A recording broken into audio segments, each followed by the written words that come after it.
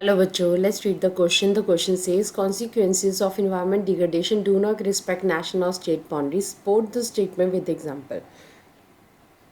Question में हमसे पूछा गया है कि इन्वायरमेंट डिग्रेडेशन जब होता है उसके जो फैक्टर्स होते हैं तो वो नेशनल और स्टेट बाउंड्रीज़ को नहीं ध्यान में रखते हैं. इन्वायरमेंट जब डिग्रेड होता है तो वो ओवरऑल होता है, वहाँ पे कोई बाउंड्रीज़ इफ़ेक्ट नहीं करती हैं. हमें इस स्टेटमेंट के सपोर्ट में आंसर देना है. So let's read about the answer. Answer says environment degradation means when environment is spoiled by human activities. देखिए environment degradation होती कैसे है, जब हम environment को human activities की वजह से स्पॉइल करते हैं. अब ह्यूमन एक्टिविटीज़ क्या कौन सी हो गई, जैसे इंडस्ट्रियलाइजेशन हो गया. हम ज़्यादा से ज़्यादा इंडस्ट्रीज़ लगाएंगे तो हम क्या करेंगे, हम एग्रीकल्चर लैंड को ख़त्म करेंगे या फिर हम लोग जो है जो फॉरेस्ट एरिया उसको ख़त्म करेंगे. इस तरह से इन्वायरमेंट हमारा क्या होगा, डिग्रेड होएगा. So when environment is degraded it is not restricted to national state boundaries. ठीक है, ये बिल्कुल सही है कि इन्वायरमेंट जब डिग्रेड होता है तो नेशनल और स्टेट बाउंड्रीज में रिस्ट्रिक्ट नहीं होता है.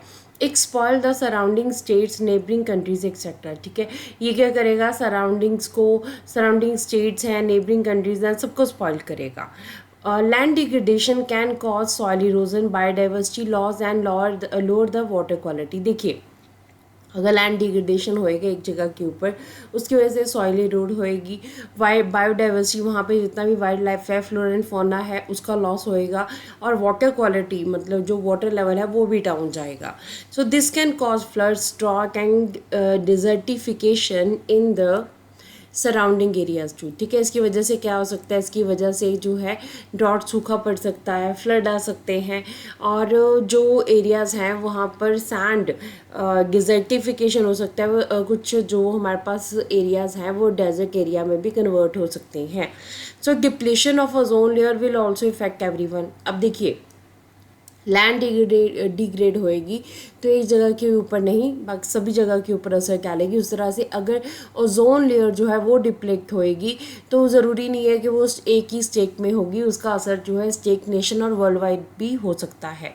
सो इस तरह से हम देखते हैं.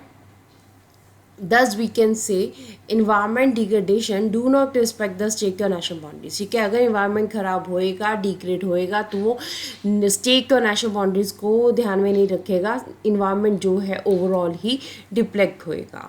सो हमारे पास इन्वायरमेंट डिग्रेडेशन जो है नेशनल स्टेट बाउंड्रीज की बिल्कुल भी परवाह नहीं करता है. इन्वायरमेंट हमारे पास जो है नेचुरल एक फिनोमिना है. अगर ये ख़राब होएगा तो ये कुछ रिस्ट्रिक्शंस में हम इसको नहीं डाल सकते हैं. इस तरह से इन्वायरमेंट डिग्रेडेशन जो है हमारे पूरे इन्वायरमेंट को असर तो डालेगा, नेशनल स्टेट बाउंड्रीज की परवाह भी नहीं करेगा. So this is the answer of the question. Hopes you understood the question as well as the answer. Thank you.